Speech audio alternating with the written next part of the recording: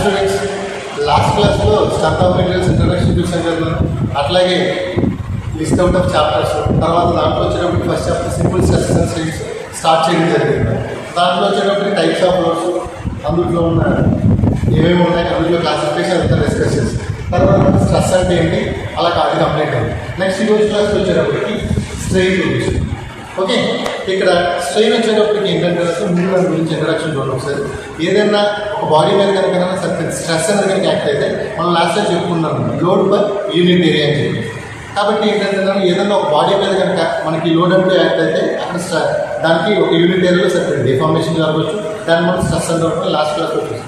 ఇక్కడ వచ్చేటప్పటికి ఏంటంటే అక్కడ వాడే టైప్ ఆఫ్ లోడ్ని బట్టి ఇక్కడున్న లెన్స్ అనేవి ఎలాంగేట్ అవుతున్నాయా, షార్ట్ అని అవుతున్నాయా ఏంటనేది డిస్కస్ చేయడం జరుగుతుంది. కాబట్టి ఫస్ట్ మనకి ఇందులో ఏంటంటే టెన్సైల్ లోడ్ కనుక పడింది అనుకున్నాను, లెంత్ అనేది ఎలాంగేషన్ అనేది జరుగుతుంది. ఓకే, కాబట్టి ఎట్లా ఉంటుందంటే ఇలా ఒక బాడీ కనుక ఉంటుంది, దాంట్లో ఏంటంటే టెన్సైల్ లోడ్ కనుక వేసి ఏంటంటే ఇట్లా ఫుల్ చేయడం కనుక చేస్తే అది ఈ లెంత్ అనేది ఇంక్రీజ్ అవ్వడం అనేది జరుగుతుంది.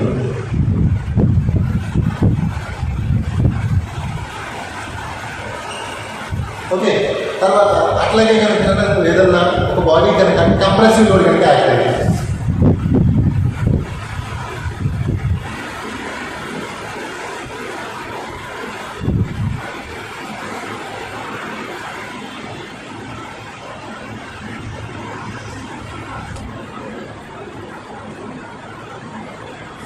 ఓకేనా, కాబట్టి ఏంటంటే టెన్సైల్ లోడ్ కనుక యాక్ట్ అయితే కనుక లెంత్ అనేది ఎలాంగేషన్ జరుగుతుంది. కంప్రెషన్ లోడ్ అనేది యాక్ట్ అయితే లెంత్ అనేది షార్ట్, లెంత్ అనేది ఇంక్రీజ్ అయింది. కంప్రెషన్ లోడ్ కనుక అప్లై చేస్తే లెంత్ అనేది డిక్రీజ్ అయింది. కాబట్టి ఏంటంటే మనకి ఇక్కడ లెంత్లో వచ్చేటప్పటికి చేంజింగ్ అనేది కనపడుతుంది. కాబట్టి ఇక్కడ స్ట్రెయిన్ వచ్చేటప్పుడు మన డెఫినేషన్ ఏంటంటే change in length by original length. కాబట్టి strain is defined as the ratio of change in length to original length. ఇక్కడ ఏంటంటే మనకి స్ట్రెయిన్ స్మాల్ ఈతో డినోట్ చేస్తారు. ఓకే, తర్వాత ఇక్కడ ఏంటంటే వచ్చేటప్పటికి చేంజ్ ఇన్ లెంత్ అంటే డెల్టా ఎల్ అని, ఒరిజినల్ లెంత్ అంటే ఎల్ అని చెప్పి చెప్తారు. ఇప్పుడు వచ్చేటప్పటికి లెంత్ బై లెంత్ అంటే రెండు కనుక క్రాస్ అవుతాయి కదా. కాబట్టి ఏంటంటే ఇక్కడ మనం చూపించేటప్పటికి డైమెన్షన్లెస్ యూనిట్స్ కాదు, దీనికి ఎటువంటి యూనిట్స్ ఉండవు, లో యూనిట్స్ కాదు స్ట్రెయిన్. ఓకే, తర్వాత next types of strains. Okay, types of స్ట్రెయిన్స్లో మనం ఇక్కడ మన డిప్లొమాలో మనం డిస్కస్ చేసుకునే రెండు ఒకటేమో షియర్ స్ట్రెయిన్, రెండోది వచ్చేటప్పటికి volumetric strain. First shear strain వచ్చేటప్పటికి ఏంటంటే మనం లాస్ట్ టైం చెప్పుకున్నాము, షియర్ లోడ్ ఉన్న యాక్సిస్కి ఏంటంటే పర్పెండిక్యులర్ డైరెక్షన్లో యాక్ట్ అవ్వడం అనేది జరుగుతుంది. కాబట్టి ఏంటంటే ఒకసారి ఇక్కడ ఎక్స్ప్లెనేషన్ చేస్తాను చూడండి. ఇక్కడ 4 corners A B C D అనేది కన్సిడర్ చేసుకుంటారు. ఇదేమో ఫిక్స్డ్. మనకి స్ట్రెయిన్ అనేది కనుక ఇప్పుడే చెప్పుకున్నాం కదా, ఇక్కడ ఏంటంటే కనుక స్ట్రెయిన్లో చేంజింగ్ లెంత్తో ఒరిజినల్ లెంత్, ఆ చేంజింగ్ లెంత్ ఒరిజినల్ లెంత్ ఎలా ఉన్నాయి ఇంటర్వ్యూలో ఒకసారి చెక్ చేసుకుంటాం. ఇక్కడ వచ్చేటప్పటికి ఏంటంటే మనం ఉన్న యాక్సిస్కి పర్పెండిక్యులర్ డైరెక్షన్. ఓకే, కాబట్టి యాక్సిస్కి పర్పెండిక్యులర్ డైరెక్షన్ అనేది లోడ్ అనేది ఇలా యాక్ట్ అవుతుంది. కాబట్టి ఇలా యాక్ట్ అయ్యేటప్పటికి కాసేపటికి ఏమవుతుందో ఇది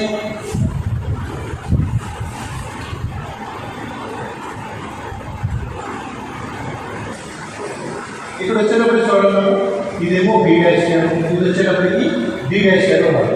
ఇక్కడ బి టు బి డాష్ కాదేమో ఎక్స్ కింద కన్సిడర్ చేస్తారు కదా, ఈ లెంత్ వచ్చేటప్పటికి వై లెంత్.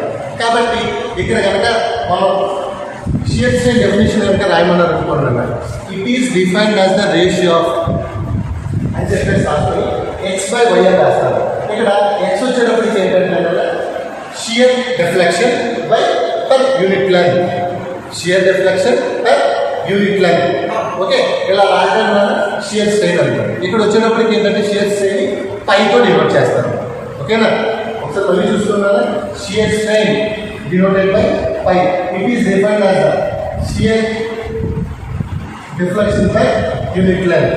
ఓకే, దీనికి కూడా వచ్చేటప్పటికి నో యూనిట్స్. ఓకే, నెక్స్ట్ తర్వాత వాల్యూమెట్రిక్ స్ట్రెయిన్. ఇక్కడ వాల్యూమెట్రిక్ స్ట్రెయిన్ వచ్చేటప్పటికి ఏంటంటే ఏదైనా ఒక బాడీ కనుక ఒక క్యూబ్ తీసుకున్నారు అనుకున్నారు, ఆ క్యూబ్లో ఎక్స్ వై జెడ్ 3 డైరెక్షన్స్లోనూ లోడ్స్ అనేవి యాక్ట్ అవ్వడం జరుగుతుంది. అలా జరిగేటప్పటికి దాంట్లో వచ్చేటప్పటికి ఏంటంటే చేంజ్ ఇన్ వాల్యూమ్ అనేది జరుగుతుంది. ఓకే, ఎందుకంటే ఇలా లోడ్ కనుక పడేటప్పటికి ఏంటంటే 3 sides అది ఎలాంగేషన్ అనేది జరుగుతుంది. ఒకవైపు కంప్రెస్ అయిందా, ఒకవైపు ఎలాంగేషన్ జరిగిందా ఏదనేది తర్వాత సంగతి. కాబట్టి ఏంటంటే ఇక్కడ వాల్యూమెట్రిక్ స్ట్రెయిన్ వచ్చేటప్పటికి it is defined as the ratio change in volume per original volume. ఓకేనా, ఇక్కడ వాల్యూమెట్రిక్ స్ట్రెయిన్ ఈ వీక్లో డినోట్ చేస్తారు కదా. ఇక్కడ వచ్చేటప్పటికి ఏమో చేంజ్ ఇన్ వాల్యూమ్ ఏమైంది, ఒరిజినల్ వాల్యూమ్ ఏమో క్యాపిటల్ వీక్లో డినోట్ చేయడం అనేది జరుగుతుంది. ఓకేనా, next discussion topic is mechanical properties. ఏదన్నా ఒక మెటీరియల్ కానీ లేకపోతే కనుక ఏదైనా ఆబ్జెక్ట్ ప్రాపర్టీస్, ఫిజికల్ ప్రాపర్టీస్, అట్లాగే థర్మల్, ఓకే, మెకానికల్. ఓకే, ఇక్కడ మెకానికల్ ప్రాపర్టీస్ వచ్చేటప్పుడు కనుక ఒకసారి లిస్ట్ అవుట్ చూసుకుంటున్నాను. వీటిలో strength, modulus of elasticity, ductility, malleability, next brittleness, hardness, toughness, resilience, fatigue strength and creep. ఓకేనా, మనం కన్సిడర్ చేసుకునే మెకానికల్ ప్రాపర్టీస్లో ఈ 10 కన్సిడర్ చేసుకుంటాం. ఓకే, ఇక్కడ అంటే ఫస్ట్ స్ట్రెంత్ చూసుకుందాం. ఓకే, స్ట్రెంత్ అనేది ఫస్ట్ ప్రాపర్టీ కనుక కన్సిడర్ చేసుకున్నాను. దీంట్లో వచ్చేటప్పటికి ఏంటంటే the ability to material resist the external loads. ఓకేనా, ఏదన్నా ఒక బాడీ కానీ లేకపోతే ఒక ఆబ్జెక్ట్ కానీ తీసుకున్నప్పుడు దాని మీద మనం వేసే ఎక్స్టర్నల్ లోడ్స్ అనేది అది ఎంతవరకు రెసిస్ట్ చేసుకోగలరు. ఓకే, ఇప్పుడు 2 మనుషులు ఉన్నారు, అందులో ఏంటంటే ఒకడేమో 25 kg బస్తాలు 2 తీసుకొని పరిగెత్తుకుంటూ 2 స్టెప్ బిల్డింగ్ ఎక్కేటాడు. ఒకళ్ళు వచ్చేటప్పటికి 50 kg ఒకటే కావాలంటే ఒకవైపు వేసుకొని పరిగెత్తుతారు. ఇద్దరు మోసం కూడా 50 kg ఉన్నారు, ఒకటేమో ఒకటే వెయిట్ ఉన్నారు, ఒకటేమో 2 ఉన్నాయి తీసుకొని పరిగెత్తడం జరిగింది. ఓకే, ఇక్కడ ఏంటంటే ఏదైనా ఎక్స్టర్నల్ లోడ్ అనేది మనం ఎంతవరకు అయితే విత్స్టాండ్ చేసుకోగలము దానిని స్ట్రెంత్ కింద కన్సిడర్ చేస్తాం. తర్వాత అట్లాగే second property modulus of elasticity. ఇక్కడ వచ్చేటప్పటికి ఏంటంటే ఇది మనం ఇక్కడ లాస్ట్ ప్రీవియస్ క్లాస్లో చూసాం కదా, స్ట్రెస్ అని స్ట్రెయిన్ ఈ రెండింటికి కనుక రేషియో కనుక మనం చెప్పుకుంటే దాన్ని మాడ్యులస్ ఆఫ్ ఎలాస్టిసిటీ అంటారు. The different as the ratio of stress to strain is modulus of elasticity. It is denoted by capital ఈ. ఓకేనా, యూనిట్స్ వచ్చేటప్పటికి మనం స్ట్రెస్కి ఏదైతే యూనిట్స్ రాసామో అదే units Newton per energy square. Next one next property ductility. Okay, ఇక్కడ ductility వచ్చేటప్పటికి ఏంటంటే ఏదైనా ability to material deform under the tensile load. Okay, ఇక్కడ వచ్చేటప్పటికి ఏంటంటే మనం ఇందాక లాస్ట్ టైం చెప్పుకున్నాం కదా, టెన్సైల్ లోడ్ అంటే ఓకేనా the ability to material deform under the tensile load. ఇక్కడ వచ్చేటప్పటికి ఏంటంటే మనం ఇందాక ప్రీవియస్ క్లాస్లో చూసాం కదా, types of loads, tensile load, compression loads. వీటిలో మనకి అక్కడ ఉన్న లెంత్ అనేది ఎలాంగేషన్ అనేది కనుక జరిగితే దాన్ని టెన్సైల్ లోడ్. ఇక్కడ ఏంటంటే డిఫార్మేషన్ అనేది కనుక అండర్ టెన్సైల్ అంటే లెంత్ ఇంక్రీజ్ అవుతుంది, డిఫార్మ్ కనుక అయితే దాన్ని డక్టిలిటీ అని అంటారు. నెక్స్ట్ ప్రాపర్టీ వచ్చేటప్పటికి malleability. దీని డెఫినేషన్ ఏమంటున్నారు, the material the ability to material deform under the compressed load. ఇందాక సేమ్ కాదు, పైన ఎలా అయితే టెన్సైల్ లోడ్ ద్వారా జరుగుతుందో ఇక్కడ అంతా కూడా కంప్రెస్డ్ లోడ్ ఉన్నదంతా మనకి లెంత్ అనేది డిక్రీజ్ అవుతుంది. అంటే ఏంటంటే ఇలా కంప్రెస్డ్ దగ్గరగా అయిపోవడం అనేది జరుగుతుంది. ఇది దీనికి malleability అంటారు. నెక్స్ట్ వచ్చేటప్పటికి బ్రిటిల్నెస్. ఓకే, నెక్స్ట్ ప్రాబ్లం ఇక్కడ వచ్చినప్పటికి ఏంటంటే దాని ability to material fracture with little deformation. అంటే ఏంటంటే మనకి ఏదన్నా ఒక మెటీరియల్ కనుక ఏంటంటే ఏదన్నా ఒక చిన్న రాయి తగిలిన పగిలిపోవడం. అంటే ఎగ్జాంపుల్ మన మిర్రర్స్ ఉంటాయి కదా, ఏదన్నా ఒక చిన్న రాయి కనుక తగిలిపోతున్నాను అది ఉన్న మొత్తం పగిలిపోవడం అనేది జరుగుతుంది. దీనికి వచ్చేటప్పటికి ఏంటంటే మిర్రర్ బెస్ట్ ఎగ్జాంపుల్గా చెప్పుకోండి. Next one hardness. ఇక్కడ హార్డ్నెస్ వచ్చేటప్పటికి ఏంటంటే the ability to resist the abrasion అట్లాగే స్క్రాచింగ్ ఆఫ్ ఇండెంటేషన్. ఇక్కడ మనకి వీటికి వచ్చినప్పుడు బెస్ట్ ఎగ్జాంపుల్స్ ఏమేంటంటే మన టేబుల్స్ ఏమిటాయి కదా, దీని మీద ఎన్ని గీతలు తీసినా లేకపోతే డస్ట్తో కొట్టినా ఇలా ఏది చేసినా సరే మనకి ఎటువంటి విరగడాలు అలాంటివి అంటే ఏంటంటే అది ఎంతవరకు విత్స్టాండ్ చేసుకోగలదు అనేది మనకు తెలిసినారు.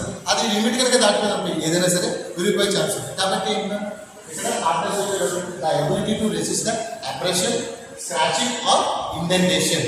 ఓకేనా, తర్వాత సెవెంత్ పాయింట్ వచ్చేటప్పటికి toughness. The ability to material absorb the energy before fracture. అంటే ఏంటంటే అది ఫ్రాక్చర్ అవడం ముందు వరకు ఎంతవరకు అయితే మనకి ఎనర్జీ అనేది స్టోర్ చేసుకుంటుందో దాన్ని టఫ్నెస్ అని చెప్పేసి చెప్తారు. ఓకే, తర్వాత next one resilience.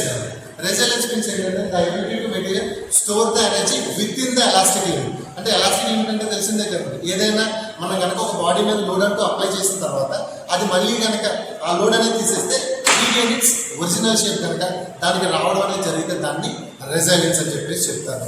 Next one fatigue strength. ఇక్కడ వచ్చినప్పటికి ఏంటంటే the maximum the maximum stress of the material will operate indefinitely without failure. అంటే ఏంటంటే ఇప్పుడు సపోజ్ ఈ డస్టర్ ఉన్నారు, ఈ డస్టర్ కనుక వెరగొట్టడానికి, సపోజ్ ఈ డస్టర్ కనుక తీసుకుంటున్నారు, ఈ డస్టర్ కనుక వెరగొట్టడానికి మనకి మాక్సిమం మహా అయితే కనుక ఒక 40 కిలోమీటర్స్ యూజ్ అవుతుంది అనుకున్నాను. ఆ 40 కిలోమీటర్స్లో 39.99 వరకు కూడా ఈ డస్టర్ అనేది డస్టర్ లాగా ఉంటుంది.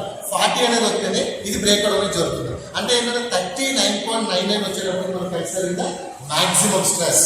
ఓకేనా? అంటే ఏంటి? వితౌట్ ఫెయిల్, అది ఫెయిల్ అవ్వకుండా ముందు వరకు తీసుకునే స్ట్రెస్ మాక్సిమం స్ట్రెస్ కింద కన్సిడర్ చేస్తారు. కాబట్టి ఇట్ ఈస్ ద ఫెటిక్ స్ట్రెంత్ కింద కన్సిడర్ చేస్తారు. Next last property creep. ఇక్కడ వచ్చేటప్పటికి ఏంటంటే ఇది slow and progressive deformation with a time constant. ఓకేనా?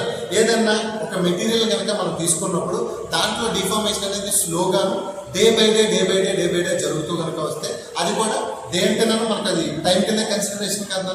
కాబట్టి ఏంటంటే దానిని క్రీప్ అని చెప్పేసి చెప్తాను. ఇక్కడ వచ్చేటప్పుడు మనకి ఎగ్జాంపుల్ ఏంటంటే ఇప్పుడు సపోజ్ మన ఇంటి దగ్గర బట్టలకి తాడు అనేది కట్టడం జరుగుతుంది కదా. అది స్టార్టింగ్ కట్టడం ఏంటంటే ఆ వాళ్ళకి కట్టడం స్ట్రైట్గానే ఉంటుంది. అది డే బై డే ఇలా ఒక కరువు షేప్లో కట్టడం జరుగుతుంది. స్టార్టింగ్ కట్టింది నువ్వే, తర్వాత దాని మీద ఏదైనా క్లాత్స్ అనే అలాంటివి పెట్టింది కూడా నువ్వేనా. డే బై డే ఏమవుతుందని అది ఒక కరువు షేప్లోకి రావడం అనేది జరుగుతుంది. This the best example for creep. ఓకేనా? ఇవి మొత్తం మెకానికల్ ప్రాపర్టీస్ గురించి డిస్కషన్. ఓకే.